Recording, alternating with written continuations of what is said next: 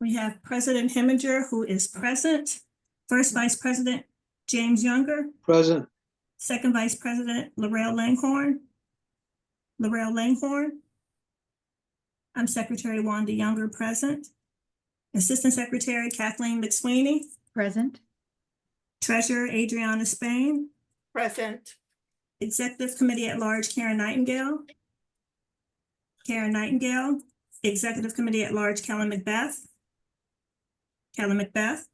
Executive Committee at Large Nadia Conyers. Here. Communications Leah Matterall. Criminal Justice Amy Stitzel. Legal- Present. Economic Development and Labor Gary Gaston. Education Tia Alfred. Present. Environmental and Climate Justice Julia Spain. Present. Health Tasia Iglesias. Housing Wells Harrell. Present. Political Action Jan Marie Pena. Religious Affairs Pastor Davis. Present. Religious Affairs Rosa Dunkley. Present. Scholarship Julie Dufresne. That concludes the roll call. Thank you. Good evening, everyone. It's 7:05 p.m. I'm President Heminger. I'm calling this meeting to order. This is the September General Membership Meeting of the NAACP Arlington Branch. Pastor Davis, could you open us up with a word of prayer and bless this evening's meeting? Absolutely, and thank you for the opportunity. Let us pray. Almighty God, who has given us this good land for our heritage, we humbly beseech thee that we may always prove ourselves a people mindful of thy favor and glad to do thy will. Bless our land with honorable industry, sound learning, and pure manners. Save us from violence, discord, and confusion, from pride and arrogance, and from every evil way. Defend our liberties and fashion into one united people the multitudes brought hither out of many kindreds and tongues. Endue us with the spirit of wisdom, those who we name and we entrust the authority of government, that there may be justice and peace at home, and that throughout obedience to that law, we may show forth thy praise among the nations of the earth. In the time of prosperity, fill our hearts with thankfulness, and in the day of trouble, suffer not our trust in thee to fail, all of which we ask through Jesus Christ our Lord. Amen. That is the prayer of unity for our nation from the Book of Common Prayer. Thank you, Pastor Davis. I just want to take a quick pause to allow us all to reflect on those powerful words.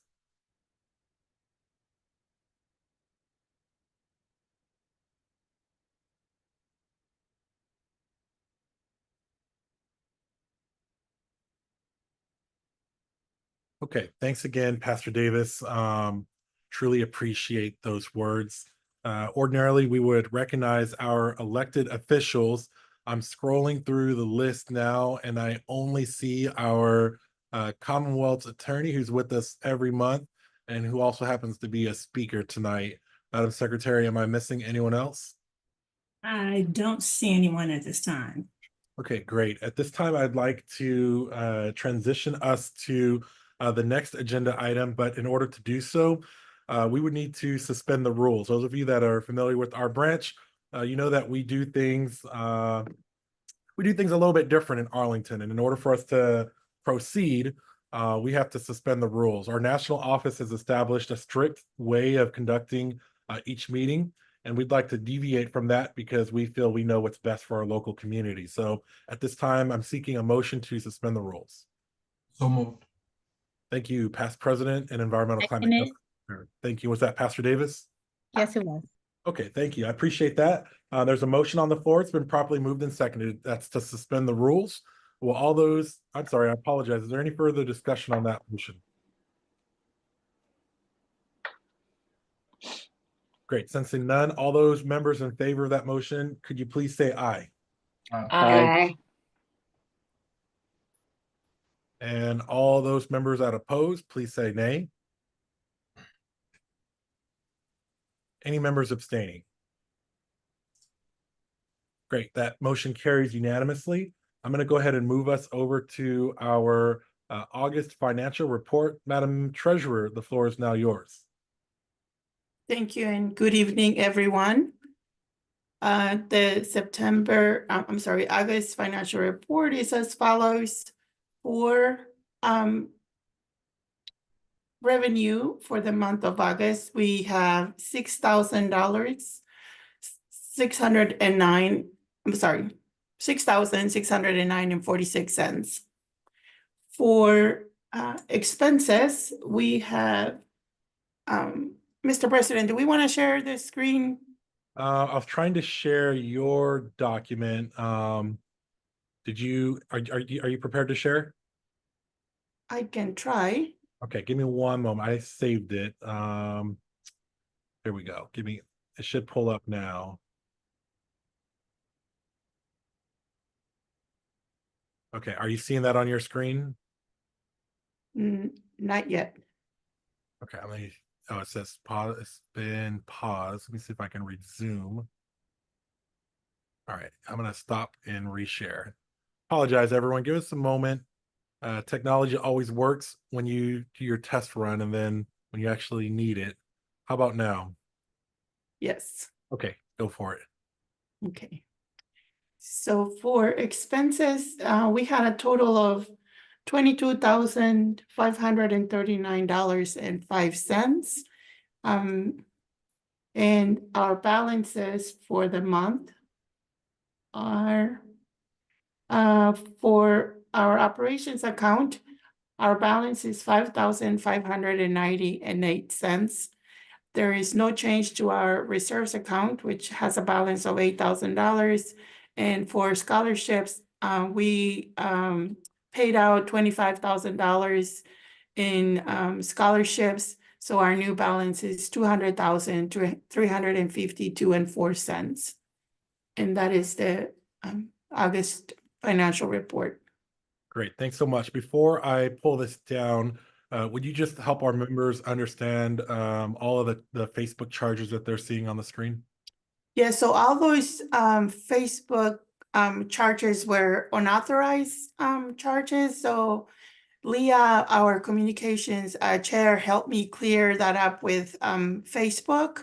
And the bank also had us get a whole new card to set up a new account, an account, and clean up all our accounts, really. And so all those Facebook charges have been refunded. So you will see that in the next financial report. Okay, great. And just for the benefit of all of our members joining, I just wanted to quickly point out some of those large dollar items. As mentioned, those Facebook charges will be reversed. We'll see that reflected in the September financial report.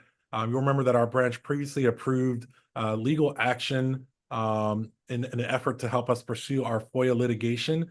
So there was a charge for $14,000 for that at the very top. Every year, all branches in Virginia have to pay a state assessment. So that is our $2,000 charge towards the bottom. And then Pastor Davis generously fronted all of the costs for our backpack drive. So that $32,8214 that you see at the bottom is a reimbursement check for Pastor Davis. At this time, I would seek a motion from a member to accept that report as presented and subject to audit. Would anyone like to make that motion? I move that we accept that report as presented as subject to audit. Second. Thank you, Assistant Secretary, and thank you, Sister Dunkley. There's a motion on the floor, members, to receive and adopt that financial report. It's the August 2024 financial report as presented by the Treasurer, and of course, subject to our own internal audits. It's been properly moved and seconded. Is there any further discussion? Any questions, any comments, any concerns? Okay, hearing none, will all those members in favor of that motion, would you signify by saying aye? Aye. Aye. Aye. Aye. And all those members that oppose, please say nay. And any members abstaining? Okay, great. That motion does carry. I appreciate that. I'm going to go ahead and move us to the next item of business, which is to elect our nominating committee for the upcoming elections. And so every 2 years, each branch of the association does hold branch elections. And so this administration has been in office and in role for almost 2 years. The time has now come upon us to elect our nominating committee. This committee will be responsible for essentially vetting any officer that is seeking election and making sure that their membership is in good standing. They will present a report at the October general membership meeting for all those that qualify to be on the ballot. The rules for the nominating committee and the election procedures for this year call for us to elect between 5 and 15 members to this nominating committee. So at this point, I would like to see if there's interest for members to join this nominating committee. Again, we need between 5 and 15 members. We cannot have more than 2 current executive committee members serving on this committee. And again, their role is to help vet any candidates that are running for office for a branch officer position. Madam Commonwealth Attorney, go ahead.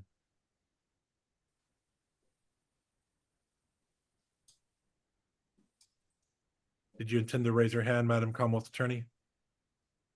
Yes, I did, and I lowered my hand and failed to unmute myself. Can you please tell us what kind of a time commitment you think that might be? Sure. I will lean on our past presidents to help me out, but essentially the secretary will produce a roster of the current executive committee, how long they have served, their attendance record, and a list of all the current members of the branch. There will be folks that submit a nomination form or consent form that has 3 members that have signed off saying that they should be members. And essentially, you're just verifying that their membership is current, that they're eligible to run. And so I don't imagine that this would be more than a 1 to 2 hour commitment. Past President, I see your hand is raised. Yeah, just for clarity, right, it's probably not even no more than an hour. What's supposed to happen is between now and October, anyone in good standing who would like to serve in the NAACP will fill out the form that the president has stated. These 5 to 15 individuals, their only purpose is to look at the document and make sure that the person is in good standing, whoever decides to run for office. And the secretary is to provide a roster to that committee with all the members who are of in good standing. So basically, you will get those petitions, those nomination forms, and all you're doing is meeting and you're going through this list and making sure everyone's in good standing. And then in the following month, being October, that committee will say, hey, we receive a nomination from person X for this position. And then there's an election, there's another committee after that, but 1 hour, hour and a half, maybe at the most, if that, and it can definitely be done quickly. Am I missing anything, Karen? No, you're right. You're correct. Yeah, and there may be some. So there's a piece of there's a document that came out from NAACP National. There could even be some, they may want to interview individuals as well. So it's all laid out in the guidance. And I thought we shared that, Mr. President, with all the members. We did, and we will be sending out an updated link that has all the information that'll be linked to our website as well. Yeah. Okay, great. Do we have at least five members willing to serve on that nominating committee?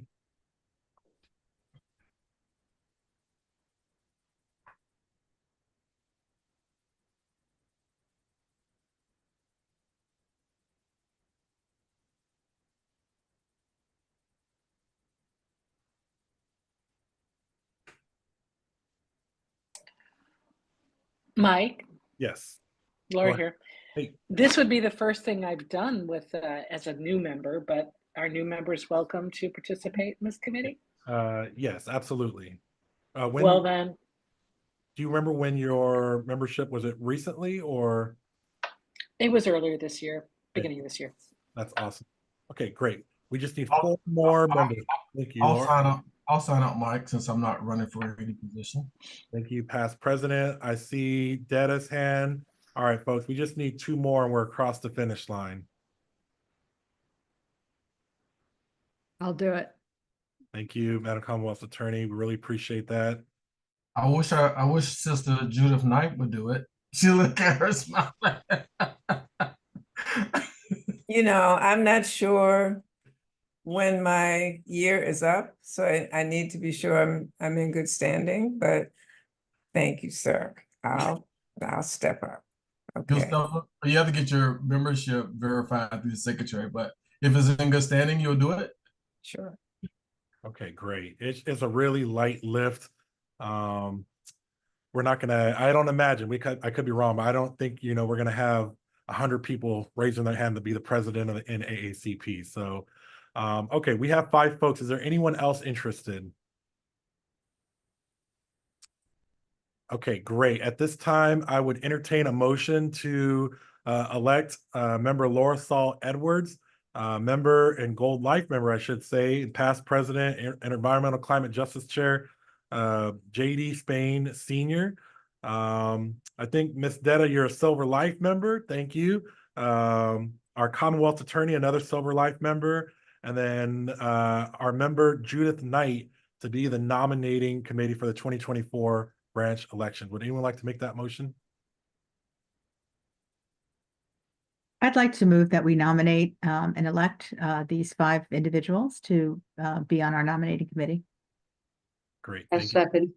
Thank you, Assistant Secretary, and thank you, Sister Dunkley. We now have a motion on the floor that's been properly moved and seconded. Is there any further discussion? Any comments, questions, concerns?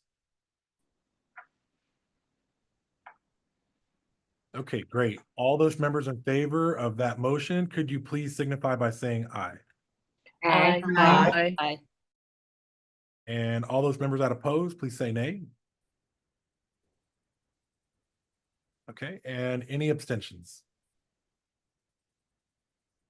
Great, no objections, no abstentions. That motion carries unanimously. Within the Mr. next, President, past president, go ahead. sorry, I meant to bring this up.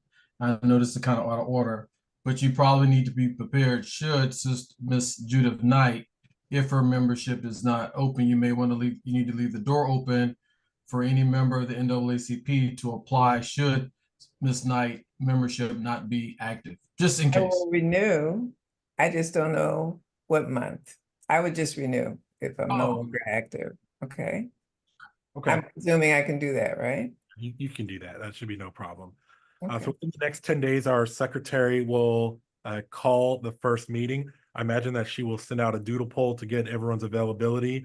And the nomination window is now open. It will close at the October general membership meeting. Again, we'll post more information on the election procedures on our website. And the more information can be found in that election procedures manual. So I thank you all in advance for your service. We are expecting a guest, Mr. Miller. Are you on with us, Mr. Miller Pitts?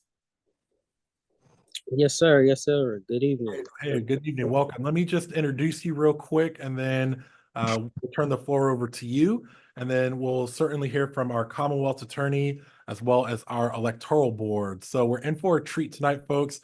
Just give me one moment as Mr. Miller's bio is pulling up. Mr. Miller Pitts is a combat veteran, a military spouse, a father, an educator, a service-disabled small business owner, a homeowner, and community activist. Stephen has been committed to service to his faith, his family, and his community, and his nation. He joined the military from high school after the passing of his brother his senior year. Inadequate healthcare access resulted in his brother Jeremy being misdiagnosed and passing at the age of 14. Stephen served honorably, being forced to medically retire in 2015 due to deployments in Iraq and Afghanistan. He is on the burn pit registry looking to continue to fight for veterans and their families. Stephen focuses on preparing his Virginia State University students with tools to impact the world: veterans advocacy, mental health, small businesses, workers and unions, criminal justice reform, environmental justice, and education are core areas that Stephen seeks to address. Stephen knows what it's like to live check to check. He understands the cost of childcare, just to work a job, just to barely be able to make it. His parents are both deceased.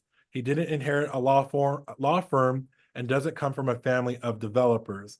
He is committed to a life of service, and his pillars of access, resources, and equity are principled in his approach to address the concerns of communities of color and those that are voiceless. So many of you know that Virginia has been named a priority state in this upcoming election. And so as a result of that, Virginia is going to see resources that other states are not going to see. And that includes volunteers, that includes monetary resources. And we're fortunate enough to have Mr. Miller Pitts on as a campaigns consultant for the state of Virginia. So with that, Mr. Miller Pitts, the floor is yours. Welcome. Good evening. And we can't wait to hear what you have to say tonight. Thank you, President Heminger. I appreciate the opportunity to be before you and your unit this evening. Good evening, everybody. My name is Stephen Miller Pitts. I'm your Civic Engagement Director for Virginia with the NAACP National Office. And so the bottom line to what my job is to work with units across this election cycle.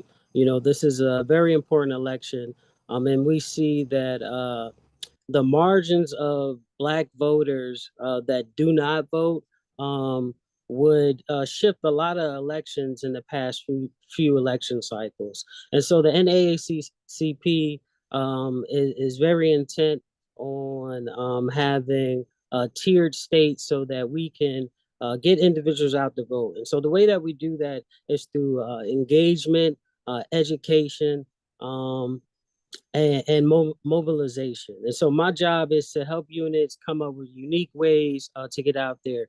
The first phase was the volunteer phase, where we were recruiting and getting members of branches to sign up to volunteer in ways like canvassing, phone banking, and different opportunities to intersurface with the community, to talk to them about being engaged and educated on this current election cycle. And so part of my responsibilities are to work with units to recruit their members to volunteer, and then help them set up canvases and phone banks as we go into the GOTV phase, which is the get out the vote phase. And so we know that the NAACP is nonpartisan, but we are very involved in the election cycle because we want to drive voter turnout, and we have a listserv of African-American voters that we want to engage that normally do not come out in these election cycles. And so it's a robust plan, and we're working the certain phases. Right now, we are on the tail end of the voter registration phase, and then we go full-fledged into get out the vote phase. And so I will make sure that I send to your president some of the graphics and the opportunities to volunteer. And I just really appreciate the opportunity to be before you this evening to discuss anything civic engagement, voter protection, that questions that you may have. And so President Heminger, I appreciate the opportunity to be before you. And barring any questions, thank you all for the opportunity to speak this evening. Thank you, Stephen. We appreciate you being here. We know that you have very important work that lies ahead. Do any members have questions for Mr. Miller Pitts before we transition to the next agenda item? Could you drop your contact info for our members in the chat? Just there will be a few hundred people that will likely watch the recording of this. So let's just, if you don't mind, go ahead and drop your contact info in the chat. I see past President Spain is going to break the ice. Go ahead, past President. Of course. Well, Stephen, thank you for what you're doing. How close are you working with the political action committees across the state in each of our respective branches? And how is the state PAC committee? Where do you fall? I know you're right. Yeah. Can you talk a little bit about that? And because I think sure that's the way you get in, right? Through the PAC committees of each of the branches. Yeah, absolutely. So I host monthly president and political action chair calls to do updates, to keep them abreast on the opportunities. I try to help. I have a small budget line item for any type of regional type events that we can do. So we did one in the 757 area down there in the 7 cities. I'm working on one in Richmond, and I love to do one in Northern Virginia, where I could come out, bring swag bags, different things that I can do. And then we've been having, all calls with members and presidents and everything. And so we know that, your email can get over inundated. So I try to have frequent meetings. So maybe you'll catch one, you'll see an email, like there's a call at 8 o'clock that I have to hop on, right? It's an all call, right? And so it's like, just trying to be consistent in communication, and hopefully members will see it when they have opportunity. But definitely pushing the information down through the presidents and the political action chairs throughout the Commonwealth. So Thank you for that question. last piece is, how are you connected to our HBCUs, i.e. Hampton, Virginia State, Norfolk State, and even our community colleges here with your outreach? That's a great question. I work with the civic engagement table, and so I'm working on some regional events in that manner too. We're doing an event in NSU with a lot of regional partners and everything, and then I'm trying to plan one in the Virginia State area for those type of opportunities also in Virginia State area. And so I'd love to find a school in Nova if you have a contact. All right, thank you. I see Ms. McGowan has raised her hand as well. Ms. McGowan, go ahead. Yes. Hi, good evening, everyone. I have a question. Thank you. Oops, Stephen. Okay, so I have worked on, doing some campaigning, but we did a lot of text messaging. I work with this one organization, and it seems like when we have to do, well, when I've tried to do the phone bank, it got to be a little complicated. And to me, it wasn't as simple as just making a phone call. I mean, it was a lot more involved in that. So what avenue how do you all do your phone banking? Right. So When did you recommend it? What I do is I can set up like a Zoom call so you can be on the device. I work with the systems called NGP Van. And so in the system, you basically just log in. You don't have to have a account. I give you a code. You click on the code and then you can make calls, right? It's an automatic dialer. So you'll see the script. It's there. You click a couple tiles, and then you move right to the next call when you're done with the call. Sometimes a lot of the calls go unanswered, so you just gotta select the appropriate box. But I train you in the beginning of the call, so make sure everybody's comfortable. And the Zoom is like a hub for you. So if I could put on music or something, so we can kind of do it together. But you go at your own pace. Okay, and so you don't do the texting, it's only the phone calls, correct? No, we do texting too. So I do it the same way. Like I'll set up a Zoom and then give you hear me? access. Can you hear me? Yeah. We can hear you. Yeah. Okay. Yeah, I do the texting, phone banking, calling or texting. It's the same. The system's the same. Okay. Thank you. Okay. All right, thank you. Next up, we have Ms. Kissel. Go ahead. Could I just ask a question? I'm sorry. Go ahead. Can I ask Stephen a question? Yep, go ahead. Floor is yours. So our branch does a lot of door-to-door, and we do canvassing, and we are kind of mostly booked up until the October 15th deadline. But then we could just do pure get out the vote. And it sounds to me that, like, if we told you that we would like to canvass a particular area of Arlington, you could get us a list, like a van list. Yes, ma'am. Yes, ma'am. I can cut the turf. Yep. People that don't vote consistently, and we could do a canvas. I mean, I would love to get to work with you and get that going. Yes, ma'am. I put my email in the I got chat. it. So just send me an email. We can set it up whenever you're ready. I can cut the turf. You can tell me how many volunteers, and so we can have a realistic number of turf I cut. And then I'll send you the list, and you can get it Perfect. right off a minivan. Yep, absolutely. Great. All right, thank you, Ms. Detta. Any other questions for Mr. Miller-Pitts while we have him? Past President, go ahead. Just want to go into where I think Detta may have been going. You, Stephen, so I know where you're at 757, a lot of the tidal water area. When we talk about Northern Virginia, are you talking about, can you come up here? Can you bring your team, whether that's Prince William, whether that's Loudoun, whether that's, Alexandria? Can y'all physically come up here to Yeah. this? Yeah, I can come up. I can come up there. As long as I have, I got to manage my calendar right. And so as I get events, I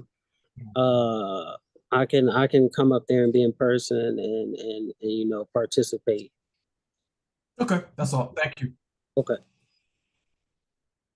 All right, any other questions for Mr. Miller-Pitts before he runs to the next voter engagement call? There's a question in the chat about the spelling of your last name. Is it 2 L's, Miller, or 1 L? Yeah, I mistyped it the first time, so I put it in there the correct way this Okay, time. It thank is 2 L's. Thank you for that. All right, great catch. We appreciate you. Okay, I'm not seeing any other questions. Brother Stephen, I appreciate you for all the work that you're about to do. I know the road is not going to be easy for you, but just know whatever support we can offer you from our branch up in Northern Virginia, the answer is yes. We're all hands on deck, and we appreciate your service as well. So thank you. And thank you all for having me this evening, and enjoy the rest of your meeting. Thank you. And I'll see you out there. Thank you. Okay, folks, we're going to move us on to the next portion of our agenda. I just want to read these two bios and I'll bring up our speakers.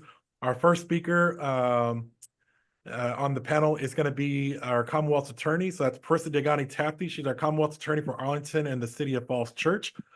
She was first elected to a 4-year term in November 2019. She came to the office of Commonwealth's attorney with a 20-year record of criminal justice reform as an innocence protection attorney, a public defender, and a law professor. Parisa sought the office because, in her own words, "I always knew what I hoped for in a justice system, and so I finally decided to live inside that hope." Parisa earned her BA in Philosophy and Comparative Literature from the University of California at Berkeley and her JD from New York University School of Law. She resides in Arlington with her family, and she enjoys reading Jane Austen and James Baldwin, and has an abiding attachment to Star Trek. I don't know if I knew that last part. Also joining us tonight is Kim Phillip, the chair of the Arlington County Electoral Board and director, Northern District Virginia Electoral Board Association. That's a tongue twister. Kim Phillip has served on the Arlington County Electoral Board since 2021. She holds a BA in Religion from the College of William and Mary and an MA in Interdisciplinary Studies, Religion and the World Traditions from George Mason University. So, Madam Commonwealth Attorney and Chair Phillip, are you all presenting simultaneously, or will one of you go first? We are coordinated. Awesome. Yes. I figured you might be. So let me see if I can bring you up. Okay, go ahead. I will share screen for you. Thank you. And President Heminger, just a brief correction on my title in the electoral board. I'm actually secretary of the board. I'm not chair right now. Gotcha. Former chair. My apologies. That's all right. And before we start, I would just like to say that I'm in very good company with the Star Trek, because our own Stacey Abrams not only loves Star Trek, but actually had a cameo in Star Trek Discovery.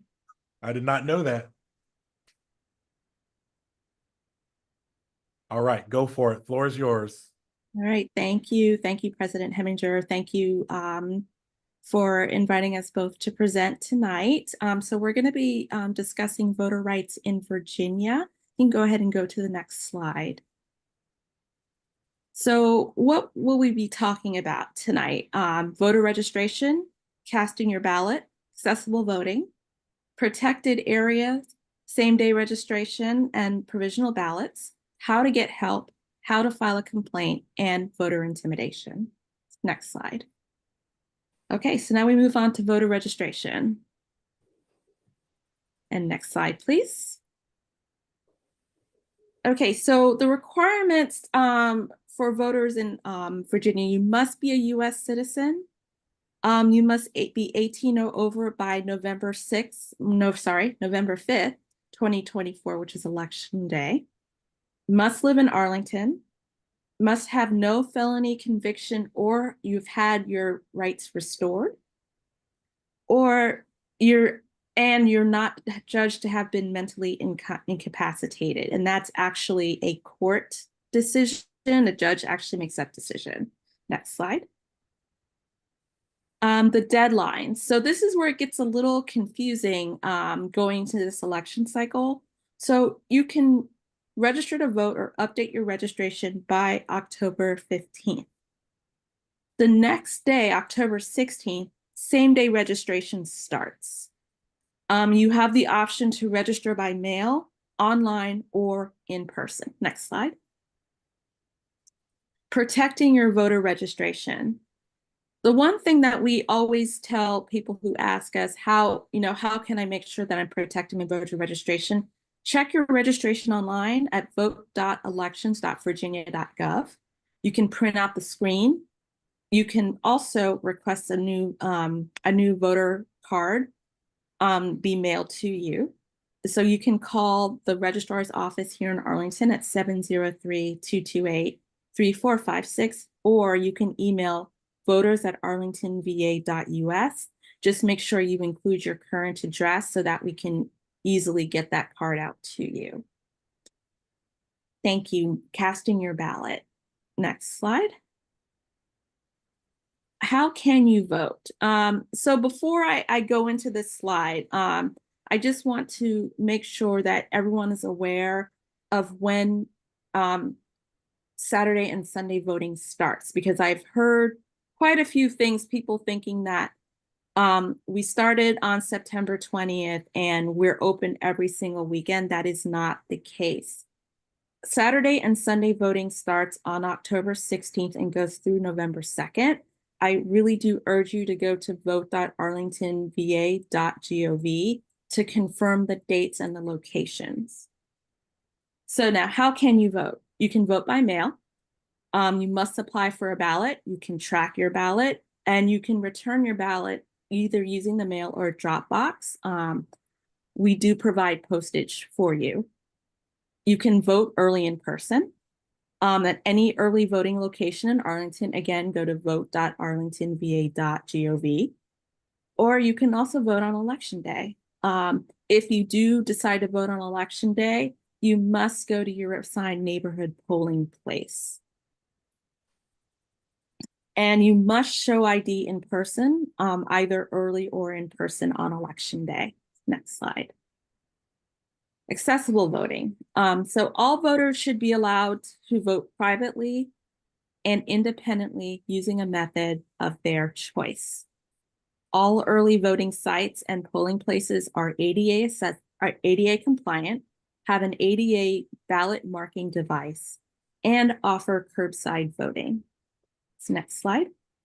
Protections at the polling place.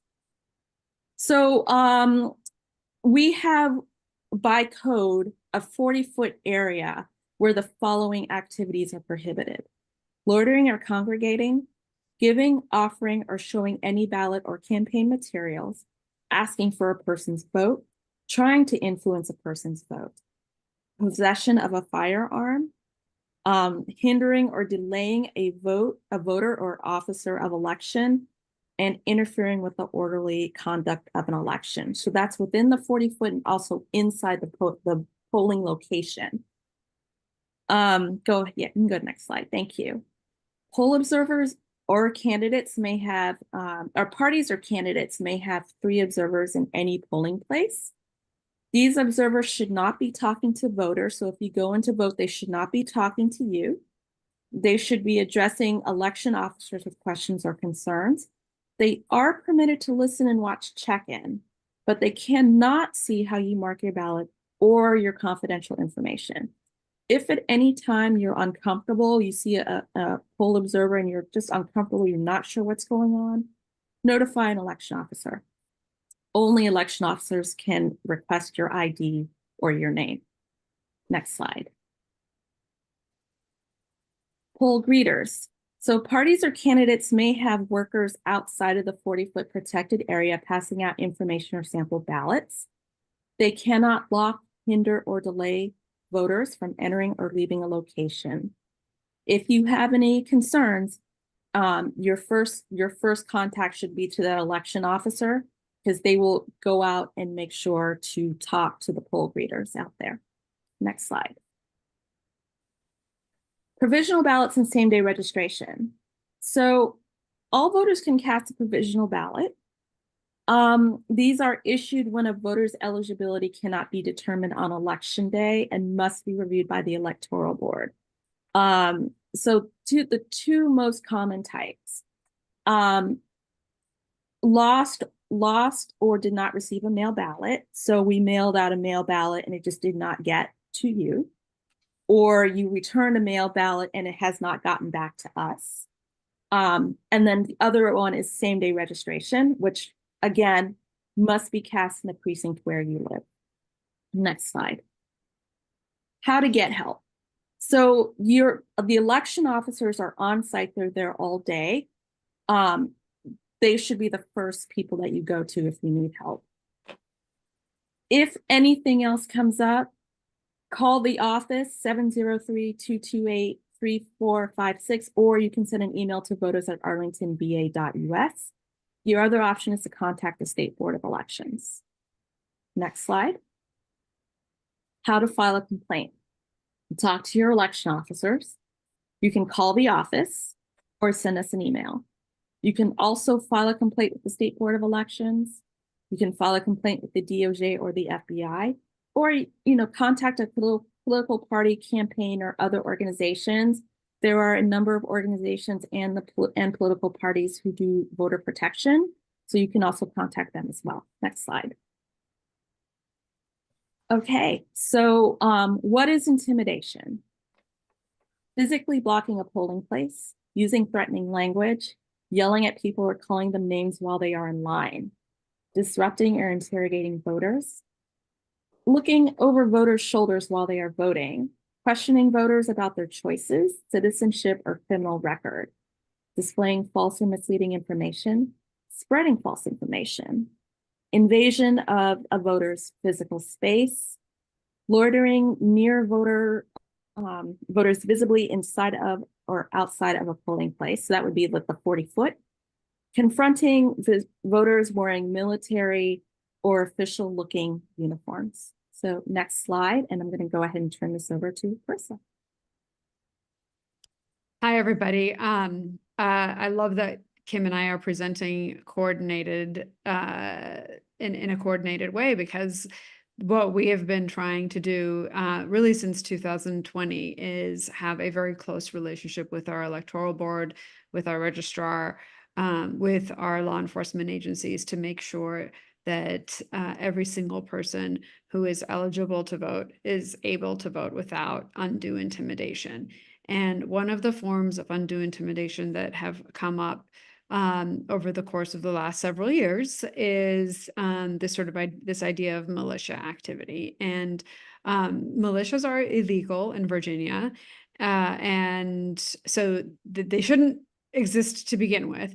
But some of what we heard in past election cycles was we got intel that people were planning on standing around in groups of 2 to try to avoid the appearance of being a militia, and that they were going to wear certain kinds of fatigues or have firearms and things like that. And so, we have our ear to the ground collectively and are getting intelligence from lots of different sources. But, if you see somebody who is, you know, sort of dressed in anything that looks military or law enforcement. And like you don't, you know, and they're carrying around guns, and they're sort of like congregating in even a group of two. You know, those are considered a militia. And, you know, we are like, you know, we've provided guidance to the electoral board, or the registrar, we're providing guidance and training for the poll workers, and we've provided guidance and training for the Arlington County Police Department, and we're planning the same with the Falls Church Police Department. So if you see any of this, you should call. And I posted it. I put a number of links as Kim was speaking in the chat. But we have a election guidelines flyer that is on our website. It's on our sort of a section of our website that's called Election 2024. And it has the phone numbers for the non-emergency phone numbers for the police department, so that you can call them. But we also we're going to have 3 attorneys on staff, including myself, sort of ready and, you know, stopping by every polling location. The 3 of us managed to hit every single polling location in every general election. And you can call our office, and it'll go straight to one of our phones, so that we have actually a rapid response already. And we're going to be in touch with the command center at the Arlington County Police Department as well. So for any of the intimidation issues, any of this kind of militia activity, like those are things that really should go. You should tell the election workers, but these should also go to law enforcement and my office as soon as possible, because we want to make sure that everybody feels safe. Oh, next slide, please. Yes, so this is some of the work that we've done. I talked about the task force. We have 3 people in our office. We've at this point been the same 3 people since 2020 doing this, and so we've developed an expertise. We did get invited. We've provided materials for training in past, and this year the registrar invited us to actually train, at the very least, the chiefs that are going to be in each of the polling locations. And we also have been collaborating with training ACPD officers, so that the patrol officers know what to look for and what to expect and how to respond. Next slide, please. As I said, we've launched the Election 2024 webpage. It links to some of the questions that you all had. You can find right on, like links right from that Commonwealth Attorney webpage that I also put into the chat.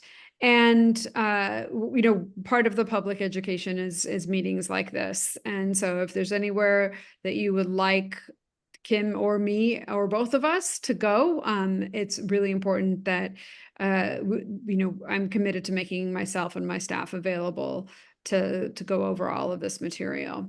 And I also said, we're going to be having increased election day staffing. We are on the ground on election day. We are stopping by the command center with our law enforcement agencies, but we're also stopping at every single poll location, which, for those of you who wonder, as Democrats, why I'm not poll greeting on election day, that's why, is because I'm actually doing my day job and making sure that the election is safe and secure. Next slide, please.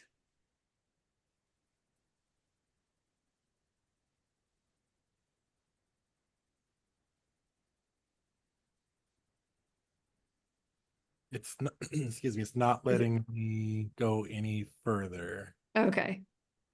Yeah, I think well, our office number, I'll put it in the chat, but our office number is 703-228-4410. And so that will be another number that you can call if you see something. I'm hoping that we all have questions. So I that's about it for me. Kim, did you have anything else? No, that's it for me. I will, President Heminger, I'm gonna update the slides so that, the Commonwealth's office's contact information is included. I'll send those out to you. Okay, awesome. I would love to hear from our members on questions. I'll go ahead and get us started while you all are thinking of a couple. I wanted to mention election protection. We heard that mentioned a couple times tonight. In AACP, we'll be doing our own election protection training. So if that's something that you're interested in, whether it's serving in Arlington or across the Commonwealth, we'd love to speak with you. Kim, could you tell us a little bit about what curing ballots will look like and how long folks have to get their ballot cured if it needs to be cured? Sure. So, curing ballots actually starts when we start getting ballots in. And those are going to be ballots that we receive by mail. And basically, we can't actually physically open the envelope and look at the ballot. But what we can do is look at the envelope and make sure that the information on it that is required by law is filled out, which includes the last 4 digits of your social security number and your date of birth, as well as your name. So making sure that information is filled out. If it is not, then that's when we contact the voter and have them come in to actually cure that ballot. Awesome. And what is the final date to have ballots cured? So the deadline for all ballots by mail is going to be the Friday after the election. And that deadline is going to be noon. So that's going to be the deadline this year. Awesome. If folks are mailing their ballot, when do they need to have it postmarked by? If you're mailing your ballot, it needs to be postmarked by Election Day. Awesome. November 5th. What is considered a form of ID? So the most common forms of ID that we find that people use is a driver's license or a passport. We have a full list of IDs on our website that you can take a look at. There are a lot. But just make sure, check that list and just make sure that you've got the correct ID. Great. So for those that are on tonight and will watch this replay, if you lose your ID or your passport the week of the election, there's a list of other forms of ID that you can use that can verify your identity. Could you tell us a little bit about how the vote will be tabulated? I know we have both a ranked choice option and like a standard ranked or standard voting option. Will we know at the end of the night what the tallies are, or will there be some work that happens after the election to complete the tally? Sure. So for the I'll start with just the regular standard election, the non-county board races. So those are going to be exactly the same way they've always been, which is like the winner take all format. We will have preliminary results posted that night. These are preliminary and unofficial results. And part of the reason for that is we have to wait until the noon deadline for mail-in ballots. And then we have to wait for the State Department of Elections to come back to actually return a list to us of the registered voters so that we can then work on those provisional ballots for same-day registrations. And so our process does not end on election night, and it does not end until we certify the election. So we have 10 days after the election to certify the results, and that is getting everything in, verifying all those provisional ballots, and anything that we need to follow up on as well. And so when we hold our electoral board meeting in November, that's going to be the night that we will certify the results. Awesome. 2 more, and then I see a bunch of questions coming in, which is great. A few community members have asked me in the ranked choice election, do they have to rank every candidate, or can they choose to not rank certain candidates? Sure, that's a great question. So no, you don't have to rank every candidate. No voter is obligated to vote for everyone that's on their ballot. They can vote for whoever they want. So don't feel that just because it's ranked choice voting, you must rank your top 3. And 4, and I forgot to answer the question about how ranked choice voting will work as well for election night. So we're going to basically be doing it the same way that we've been doing it. We're going to release the first round on election night. And again, those are going to be preliminary and non-official results. Again, we have to wait through all of our deadlines and we get our information from the State Office of Elections. And then after that, we'll be able to tabulate the next rounds. Great. My final question I'd love to hear from both of you is, in the previous elections, particularly in general elections, there's been concerns around just the safety and security of the election. What can you tell our members to ensure them that this year's election in Arlington County will be a free and fair election? Did you want to go first, Parisa? Sure.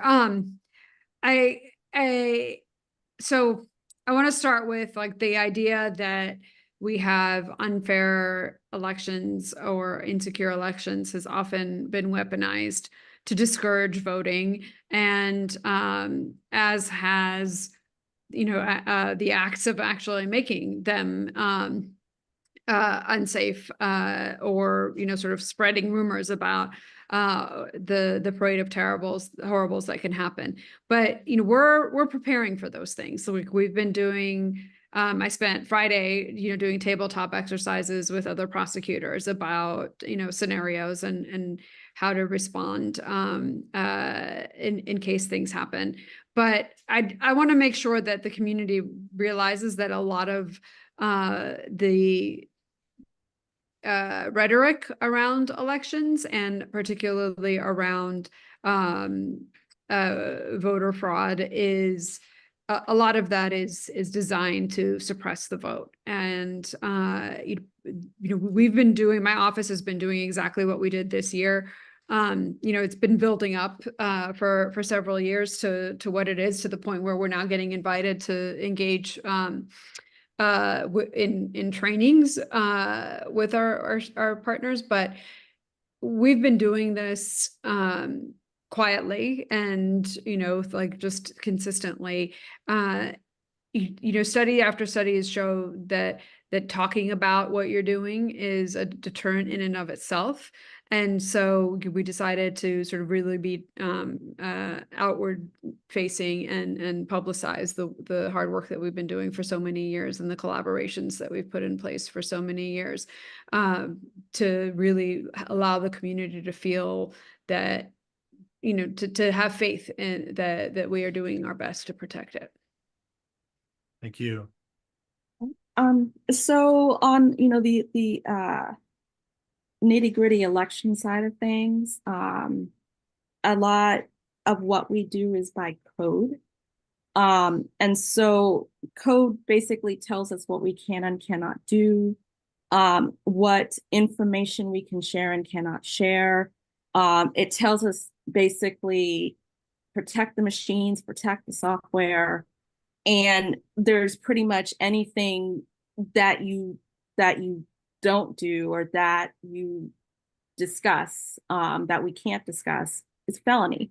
So we, on the election side, we strive to make sure that the machines are doing what they're supposed to do, that they're reading the ballots the way they're supposed to read the ballots, that when a voter walks into a voting location, that they know, okay, do I need to use an ADA accessible machine? Do I need some help voting? I need to talk to an officer of election to get some assistance with my ballot. So we have a lot of safeguards and safety checks and backup safety checks in place. But again, as I said, everything we do, we follow code for everything that we do around the election. Awesome. I really appreciate that. I know our members listening as well certainly appreciate it. I do see some hands raised. I want to go to Mary Detweiler, then Sarah Munson. We'll go to our past president, then I'll tee up some of the questions in the chat. So Miss Mary, go ahead. Yes, thank you. I have a question for Kim, actually two, one short one a little bit longer. My first one is on the provisional ballots or the same-day voter registration. After the October 15th deadline is over, from that point on, it's only same-day voter registration. But I understand that voters can go, if they've not registered yet, they can go to their polling site on November 5th, do a provisional ballot there as they register to vote at the same time. During that intervening 2-week period, 2-3 week period, can they vote anyway and register as well? But they must have to go to a voting registration site like a satellite or courthouse or early in-person voting center to do that. Am I correct? So you mean up until October 15th? Well, from October 16th through November 4th, well, not November 4th, November 2nd, can somebody who's not yet registered go to one of those early in-person voting sites and register and vote on the spot? That's correct. Yes, they would fill out the voter registration form and complete a provisional ballot. Okay, so they have that option all the way through, and then again on November 5th at their polling site. My other question is, there's always a lot of question about mail ballots and how they are processed and whether there's going to be a long lag time before they get open, processed, counted. And yet everybody wants to know the results as much as they can, even unofficial results, by the end of the night on November 5th.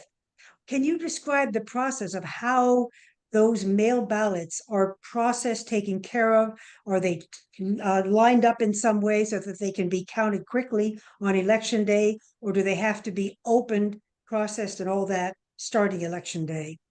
So the provisional ballots are fall under the but this would be mail ballots. Mail ballots. Not Sorry about provisional. that. No, you're correct. okay. Mail ballots.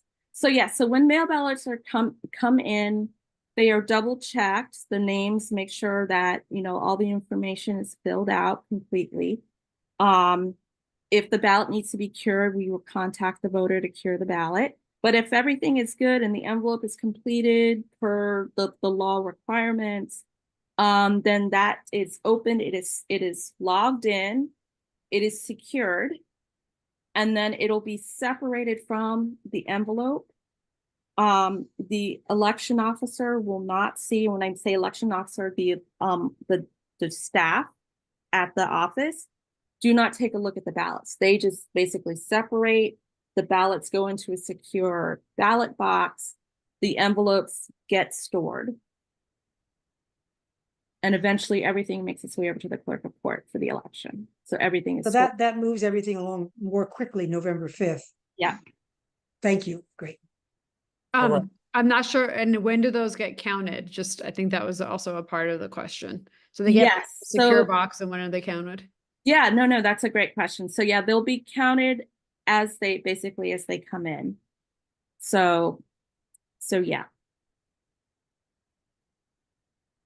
Because I know that's very different from some states. Like, I think California cannot begin to do all their processing until election day, and it takes weeks before they can finalize all that.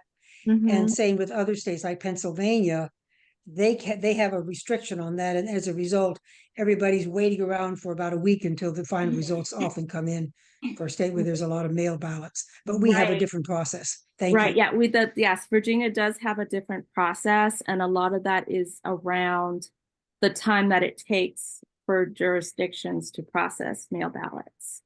So they define for us particular dates that we need to start processing.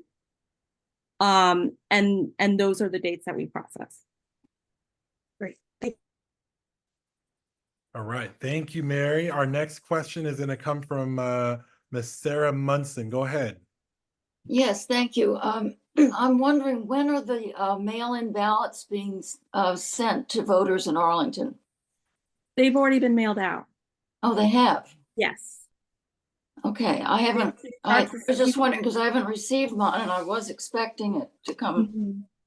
Yes, you should start to see them arrive, but yes, they've been mailed out. All right, thank you. You're welcome. Thank you. Past President, go ahead. Well, thank you. And I just want to go right back to what Sarah just stated.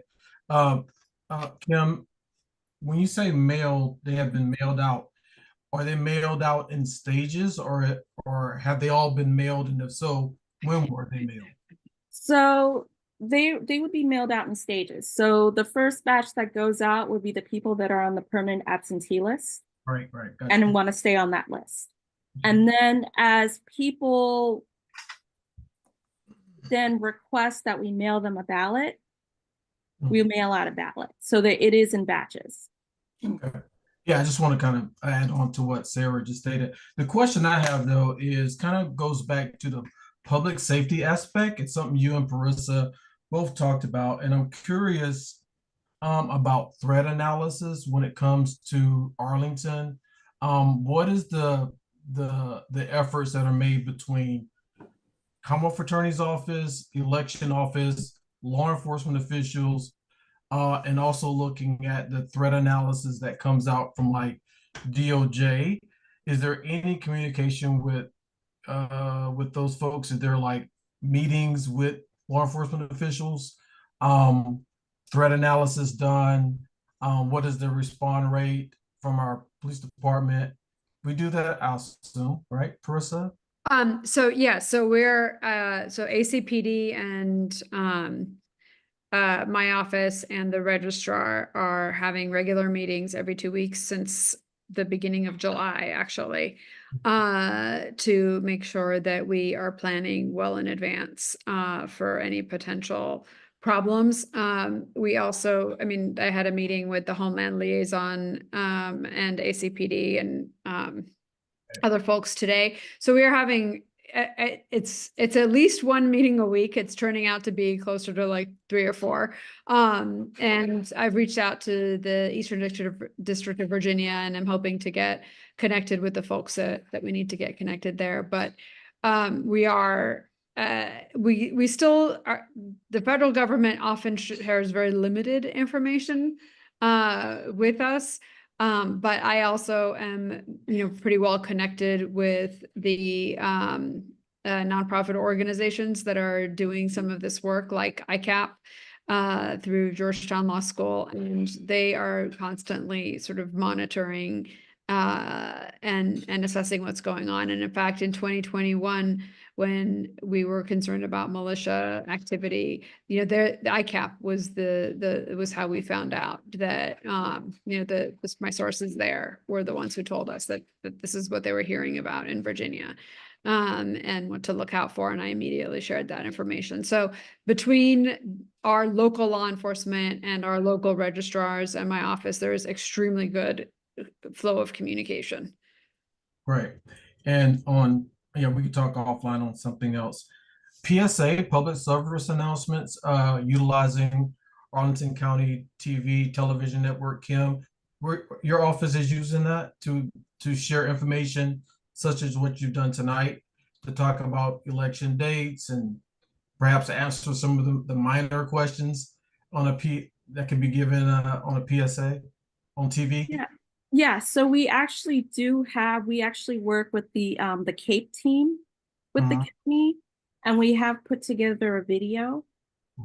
So that video is out, so you should see it on the Arlington County website, and also it's been shared via social media. So definitely take a look for that video. Thanks, Joe. Thank you, Mr. President. Thank you.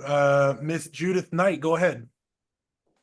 Thank you. I'm not sure if this applies in Arlington, but I heard about this just in the last couple of days. Concerns around voter suppression and concerns that in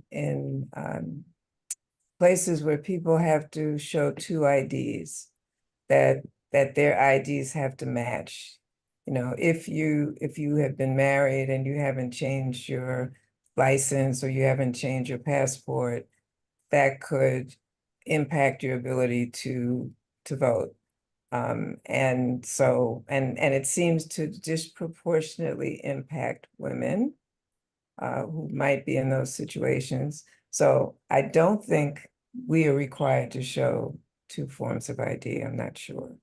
I don't recall. But there are places where voter suppression is rampant and they're changing the rules seemingly daily. And So people really do need to check their voter registration and check what the rules might be for their state because they're changing. So just wanted to mention. Yep, I appreciate that. And we all know these elections are won in the fringes and the margins. And so 1/4% here, 1/2% there, another 1/2% here is how this election will be decided. So Ms. Judith, you're absolutely right on those suppression efforts. Ms. Tia Alfred, go ahead. A really quick question. I just found out today, I'm not sure if my daughter will make it back in time for election from college. Is it too late to have something sent to her and have her send it back? It is not. She can actually request a ballot be mailed to her. Just have her go to vote.arlingtonva.gov and she can go ahead and request the ballot, or she can call the office and request the ballot. Okay, thank you. You're welcome. Thank you. I don't see any more hands. So I'm going to kind of just go back to the chat. These are all excellent questions that might actually protect someone's right to vote. So keep them coming. So let me just kind of run through the ones that I see here. Miss Alice, I see that you asked for a list of all the IDs that can be presented to each voter. And I do see our Commonwealth attorney has responded to that. For those that are watching online, feel free to check out the voter identification chart for Virginia to find out what an acceptable form of ID will be. From Miss Romana, she says, you refer to letting our election official know if there's any problems. Is every poll worker an election official? If not, are election officials clearly identified at the polling places? Does every polling place have an election official to report problematic activity to? Is there training to become a poll worker? Are attorneys needed? And if so, in what capacity? I did see a couple answers in the chat, but just for those that are watching online or on YouTube, would you both kind of care to just answer that question? Sure. So for election officers, all of the people who work in the polling places, whether that's early voting or on election day, who are or assist with the canvass are election officers. They actually take an oath. They go through quite a bit of training.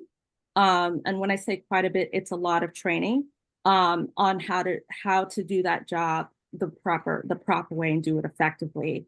And so that voters can come in and vote and have a good experience voting. So yes, so there is definitely training. They are all election officers. They are all taken oath. There are people though at the polls, and I used to do this from the time that I became an attorney, who are party representatives, and each party is allowed to have one attorney representative who is a poll watcher. That I haven't seen very many of those in Arlington, to be honest, but they do tend to, for both parties, tend to be in majority minority districts, or places where the vote would get suppressed. So having represented the Democratic Party in some of these, I ended up in those jurisdictions to make sure that people were not being turned away because of language issues, and people were not being turned away for the wrong kind of ID just because they had the election official was either not knowing or not wanting to accept that form of ID. But there are now many Republican poll watchers as well, and so there's one person from each party allowed inside that has to be an attorney, and we sign up and we get trained for all of that. And then there's one person from each party allowed outside. And usually those people are in communication with each other. So if you want to be a poll watcher, and you happen to be an attorney or are willing to stand outside to, sort of report on how long the line is, and you're in constant communication with like some of these boiler rooms in case there's any problem. I don't remember where you sign up for that. Kim, do you remember where you sign up for that? I think I think the parties have their own signups for Okay. them. So yeah, it is a party. So, but So so if there's somebody sort of hovering around, don't get intimidated by that. They are credentialed. They have to do the training. They have to get a certification. They have to bring their certification to the chief election official, and they'll normally be wearing a tag that says that they're a poll watcher. Awesome. Chris DeRosa was reminding everyone to vote by mail. It's a great way to avoid any lines, and it's also a great way to help volunteer on election day. Ms. Vote McGowan. early by mail. That's Don't right. wait till the last day to mail it, because the postal service is not reliable. And I put a list, Chris, because you had made that comment, I put a link to the list of all of the drop boxes in Arlington. Awesome. Ms. Latanya is asking, how long after voting should Arlington Online Election website updates show that the ballot has been counted? So do you mean for when you vote and you get credit for voting? Yes.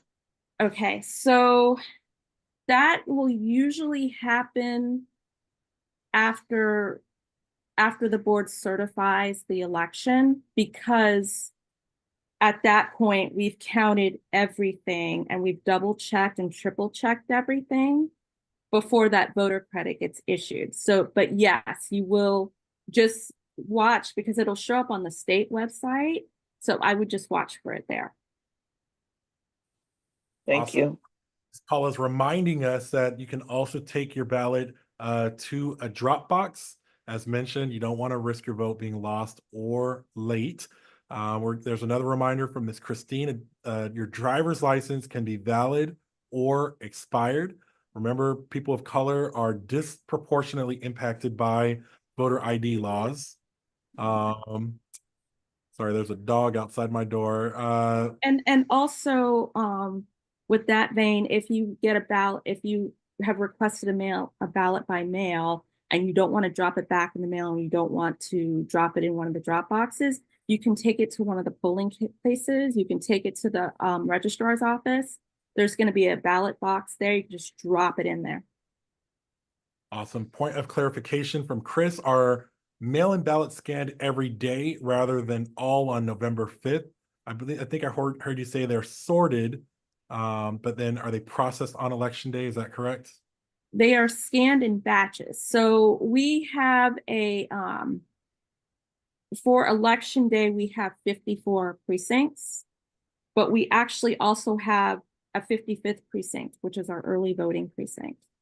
And so all of those mail-in ballots, the credit will go to the precinct, because that is what the code says, that it has to be reported by precinct. But it all kind of falls within that early voting umbrella.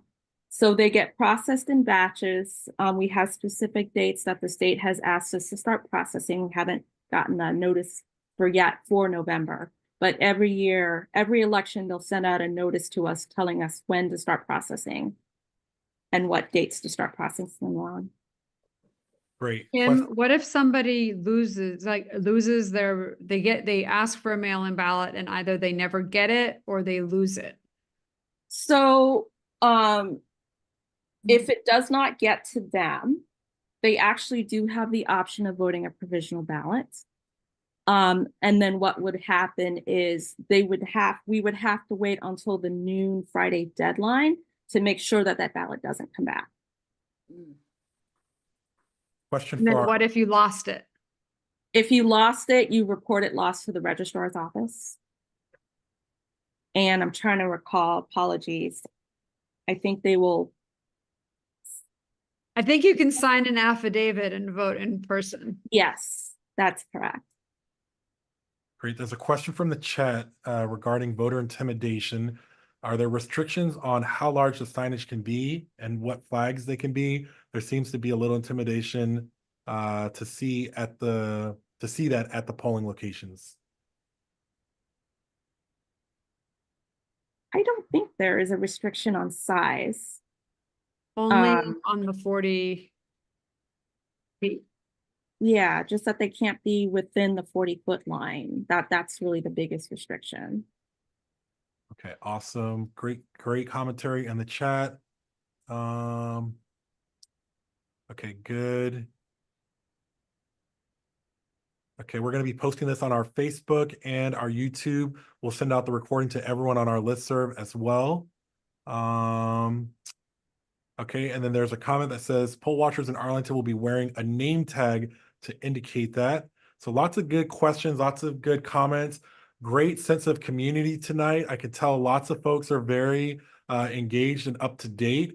And so this information is incredibly meaningful for new voters or for voters that have traditionally had a harder time in the past. So are there any other questions for our expert panelists this evening?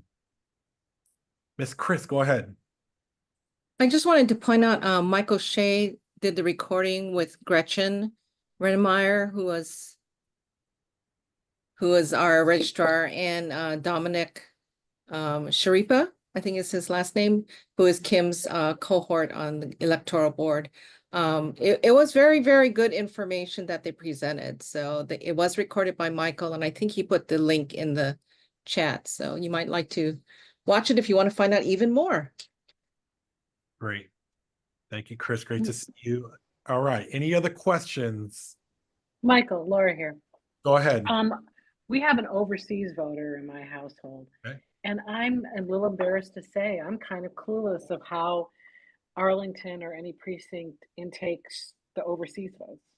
Well, you came to the right place. So yeah. I'll let our experts take the lead. Yes, you've come to the right place to ask the right question, Laura. So yes, so we do mail a ballot out. And we do urge our overseas voters, or we call them our UO-CAVA voters, to get their ballots in, because it can take a much longer time for the ballots to come back to us. So we do urge them, as soon as you've filled out that ballot and you've put it in the envelope, please put it in the mail. The sooner you get it in the mail, the sooner we get it back, because our deadline is still Friday noon. We can't count anything that comes in after that. Can a voter abroad just also go to the embassy, the U.S. embassy in the country they're living in overseas and do that? They can go to the U.S. embassy and have the embassy send the ballot. Okay. All right. Well, she certainly received enough words from her mother to know she needs to do it right away. So we'll make sure she does that right away. Oh, to get that in, or she's going to get a call from the president of the Arlington NAACP. Well, fortunately, she lives right down the street from the U.S. Embassy in Beirut, so it'll be quick. All right. Awesome. All right. Thank you. Great to see you. Past President, go ahead. No, I was just going to tag onto what Laura was stating. Having lived abroad in some very isolated places, I would just encourage to what Kim said, because some mail goes by diplomatic pouch, which even makes it longer, right? So if she hasn't already requested her absentee ballot, she should. Well, Paula is saying something. Yeah. So yeah, she needs to jump right on that, because time is of the essence now, especially given where she's at. Okay. Thank you. For our voters that are watching online, Ms. Paula, I see your hand. What time are the polls open and close? And what happens if there's a line when the polls are closed? What should our voters do? That is a great question. So if you visit the website, vote.arlingtonva.gov, and again, I urge everyone, if you've got any questions about locations and times, to please double check the website. So starting September 20th through October 15th, we have two satellite locations. We have the Courthouse Plaza, the office is open, and Longbridge Aquatic Center. Both are open 8 a.m. Well, the courthouse is open 8 a.m. to 5 p.m. and Longbridge is open 8 a.m. to 5 p.m. Starting October 16th, we will have two more satellite locations that come online.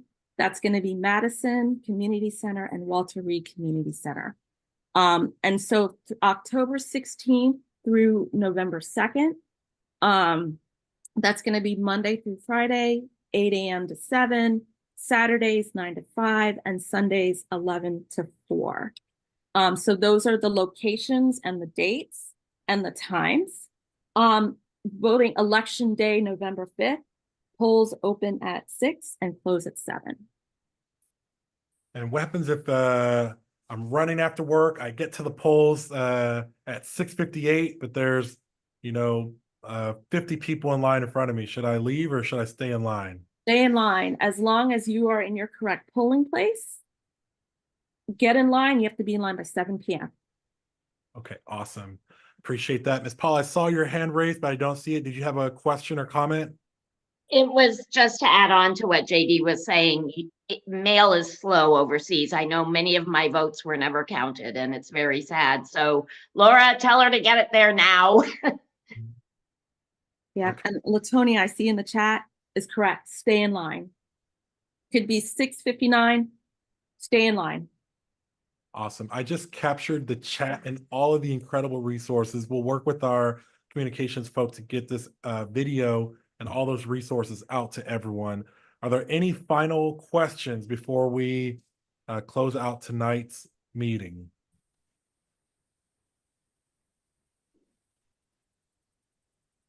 Okay. I know this says, Mary, go ahead. Very quick one. I understand that there is a dashboard that the Arlington County General Registrar's Office operates that will record all the absentee, early votes, all of that, and keep track of that for Arlington, for anyone who wants to take a look to see what our progress has been. Do you know how we find that?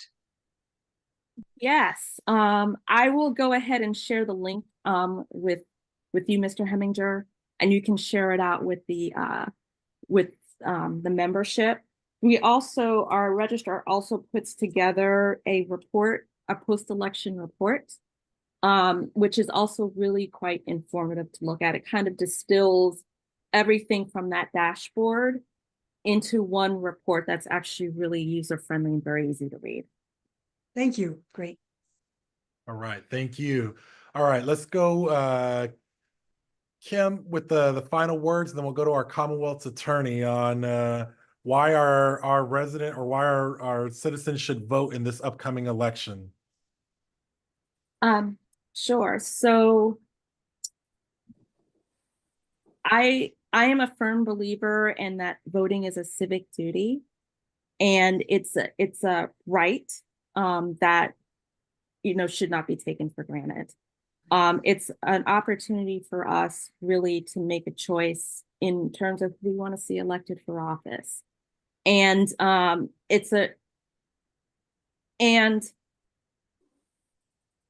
want people to feel comfortable when they go out to vote, that they know that their vote is going to be counted, and that they have a good experience at the polls. All right, that's incredible. Thank you. And Madam Commonwealth's attorney, why should our members get out to vote? I will join Kim in saying that it is both a civic duty and a civic privilege.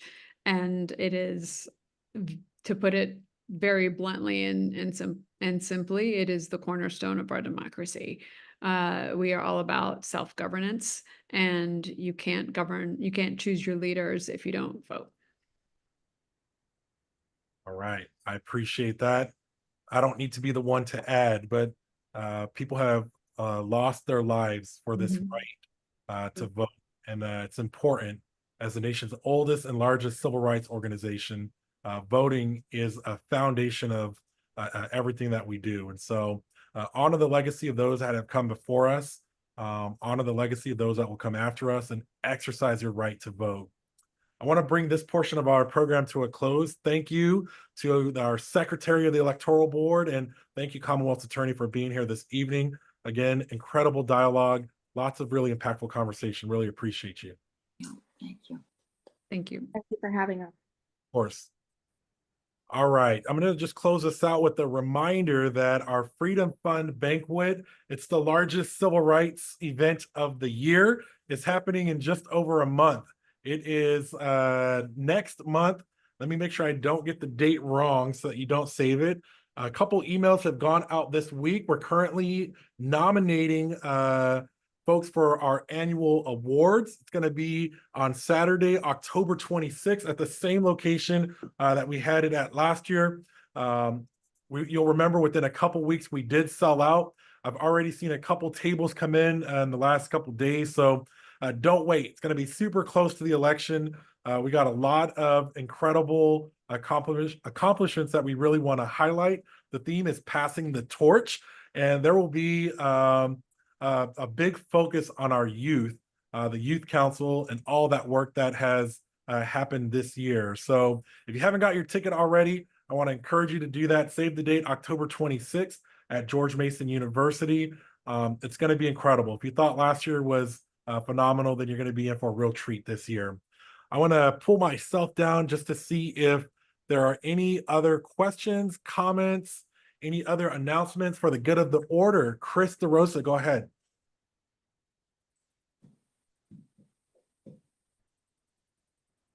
Sorry, that was a mistake. Okay, that's all right. All right, any other questions, comments, announcements? Past President, I know you got something up your sleeve. What you got for us? No, I do not. Okay. You have your second and first VP here. They showed up, and maybe they want to have something. Sure. So. First VP, anything for the good of the order? Nothing this evening. Thank you. Thank you. Second VP. Nothing from me. Thank you. You past President Nightingale, anything from you? No, just everyone get their tickets and get out to the banquet on the 26th of October, George Mason University. The illustrious Dr. Gregory Washington, president of George Mason University, is our keynote speaker. Please come out. All right, Miss Latanya, go ahead. I just have a quick question, and excuse my ignorance, but all the referenda that's currently on the Arlington ballot, those funds are already allocated, and it's just asking us if we want to spend it on the various things they're talking about, or is that going to cause our taxes to go up to fund all of that stuff? Let me see. I thought I saw Miss Monique Bryant on. Miss Mo, are you with us? I know she was on the first part of the meeting. So we're actually going to have an update at that at our October meeting. So we'll talk about that a little bit more in depth. There'll be some resources that we present as well. Miss Monique Bryant and I believe a couple others are kind of leading that charge in the community. Okay, thank you. Thank you. Mike, I can say a few things about it if you want me to lean in. Who's that? Who's she at? Tanya. Sure, you have my number. Please reach out. The NAACP, really, given the nonpartisan aspect, really doesn't weigh in on local issues like that as it relates to the referendums or taxes to that effect, because I guess you could say it's in the eyes of beholders, depending on what your needs are and what you want in the community. But feel free to reach out to me, and I can really talk you through those areas that are on the ballot. Also, the county has done a really good job laying that information out in some background on the website itself, so you can get a innate understanding of what each one of those areas are for in those bond referendums. Okay, but I'll put my number in the chat if you want to call and talk to me about it. Okay. Okay, thank you. Barry, go ahead. Sorry, just quickly. My understanding is that those 4 or 5 areas of revenue for different things like parks and recreation, schools, etc., those are to be in the form of bonds. They're not direct taxes. They're actually to be bonds that are going to be sold out there to raise the money. Obviously, we have to, as a county, we have to pay the bonds back over a long period of time. Thank you. All right, thank you. I don't see any other hands, so I'm going to close this out with one of my favorite quotes. And it is from the great Nelson Mandela. And he reminds us that our greatest fear is not that we are inadequate. Our greatest fear is that we are powerful beyond measure. So take a moment to think about that as we close out. Thank you all again for being here with the nation's oldest, boldest, and largest civil rights organization. This was an incredible meeting with lots and lots of learning tonight. Thank you all so much. Take care.